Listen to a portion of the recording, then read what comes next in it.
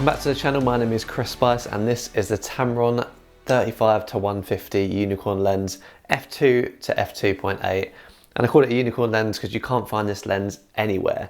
I honestly looked everywhere to find one of these lenses to pick one up, but they're out of stock everywhere in the UK, so thanks to Lens Pimp for loaning this one out to me.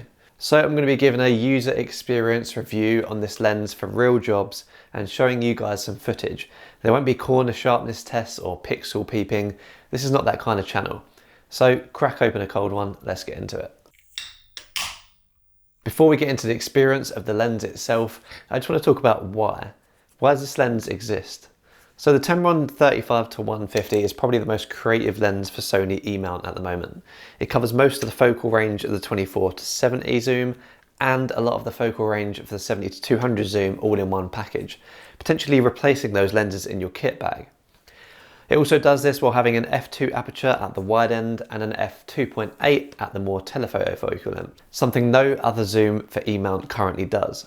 So fast aperture, huge zoom range, obviously that comes at a price. This brings us to the design. So there's no doubt that this lens has some really good build quality. It feels sturdy and solid in the hand, but still has that kind of Tamron look that the other E-mount lenses have. Those lenses, the Tamron Holy Trinity, 17-28, 28-75 and 70-180, definitely feel a bit plasticky. And that's fine because they're supposed to be a bit lightweight, but this has a bit more of a sturdy feel to it. I wouldn't say it's like G Master level in terms of build quality, but there's no complaints from me. On the lens we have two buttons, an AF/MF switch and a custom switch. These are not things I tend to use, but with the built-in USB-C port on the lens, you can attach this lens straight to your computer and set the custom buttons to do things like focus pulling, which I'll definitely get more into if I buy the lens going forward. The zoom and focus rings are in the right place this time, unlike the other Tamrons, which have the zoom ring at the far end and the focus ring at the near end. Also, the lens cap is still a bit naff. Tamron lens caps just sort of pop off for me. If I put them in the bag, it just comes off and ends up floating around the bag somewhere. Now let's get into the elephant in the room, and that is the weight. This thing is thick with all the C's, coming in at 1,165 grams. For reference, the Sony 70-200 2.8 GM Mark II is 1,045 grams, and the Sony 24-70 2.8 GM is 886 grams. So unless you're one of them photographers with the big 100 to 400 lenses, then this is probably the heaviest lens you'll own. Is it a problem though? I'll address that more in a bit. By the way, before we go into the pros and cons of this lens, if you're enjoying this video, then hitting that thumbs up button gives the algorithm a kick up the ass and helps me loads. And subscribe for more stuff like this. So I'm waving this around. I'm actually going to put this down now because I feel like I'm just doing a workout just waving it around while I'm talking. So I filmed a couple of weddings with this and went out for a short walk to get some extra footage. So I've got a good idea of what I like and don't like about this lens.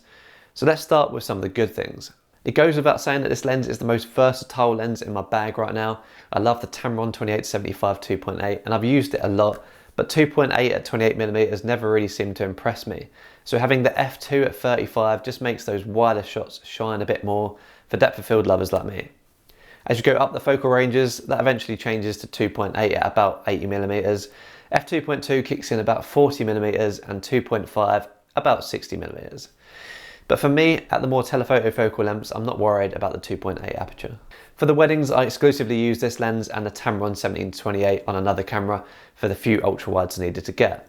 And having the flexibility to switch between a wide angle shot and a telephoto shot gave me some more flexibility and meant I captured things I might not have normally captured if I was fiddling with changing lenses or cameras. So if you're looking for a one lens setup for weddings, I'd definitely recommend trying this out. Like I said, I'm not going to get too much into the image quality, but I have no issues with it at all.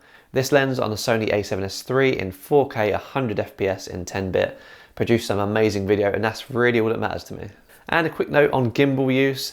And this can actually fit on a gimbal. If you're using a Weebill S, then you can forget about it. But I managed to balance it on my Ronin SC2 at about 50mm. But if I extended the lens out any more, then my quick release plate would be hitting the roll motor. When I added a small rig case to the camera to balance out the weight a bit, so it's not as front heavy, I managed to balance it at about 70mm. This is probably the best way to use it. The lens does extend significantly though, so you're going to lose that balance as soon as you start zooming in and out, and that does become obvious at the telephoto end when the pan motor starts to struggle. I imagine if you've got a DJI RS2 then you'll be fine with this. Weight wise, I only really use a gimbal for detail, establishers and couple shots at a wedding, so I can deal with the weight for short periods, but it's definitely a heavy setup and you won't want to be running this on a gimbal all day unless you're some kind of weightlifter. When did my screens turn off? It's going to be the whole video, isn't it? Over to the negative side now, and I'll leave the obvious until last. There's only a couple of really small things to talk about here. The first thing is how the zoom ring is quite stiff. Now, the lens is quite heavy, so I'm assuming the zoom ring has to be stiff to stop it from just sliding away when you point the lens down. Sometimes though, I feel like I'm genuinely missed shots because I was trying to zoom in and it just took an extra second just to get the zoom that I wanted. I mean, I told you these are small complaints. Autofocus is generally good on this lens, but every now and then I'd have an issue where it just refused to focus, with the purple box showing on the screen to say it failed to focus. I then have to switch over to manual and back for it to work. This only happened like once a day and I was shooting for like 10-hour days, so it's not a big deal, but still says to me this lens isn't perfect for autofocus. And obviously I'm gonna have to put the weight in the cons. Obviously a lens like this is gonna be heavy, it has to be, but it can get heavy if you're using it for a full day. It does put a bit of strain on your wrist if you're going handheld, and my solution was to put a cage on it, and every now and then I'd also throw a handle on there too, so I had the extra grip point. When you consider this could replace 2 lenses in your lineup though, the weight isn't too bad. But when you think about carrying this around all day, it can get tedious. In my opinion though, it's worth it. I hate thinking about lenses to use on the wedding day, so I'd rather just carry this all day and have that flexibility. Normally at the end of the video, I'll do a section about whether you should buy the product, but you can't actually buy it anywhere at the moment. So thanks for watching, peace. No, seriously though, if you're into events, weddings, or anything where versatility and speed is more important than anything else, I'd fully recommend this lens. I'd also recommend kitting out the camera with a cage and a handle just to save your wrists a bit. If you're doing shoots where you can take more time to set up your shoot and change your lenses, then I don't know if the weight of this lens in your bag is actually worth it really. And finally, if you're into traveling, if great video and photos are really important to you on your particular trip, then this is going to be one of the most versatile options. Just think about how you're going to carry it from place to place. But like I said before, if you're planning on packing a 24-70 2.8 GM and one other lens, then you've already made up the weight of this thing. So you might as well just pack this, and believe me, you won't regret it.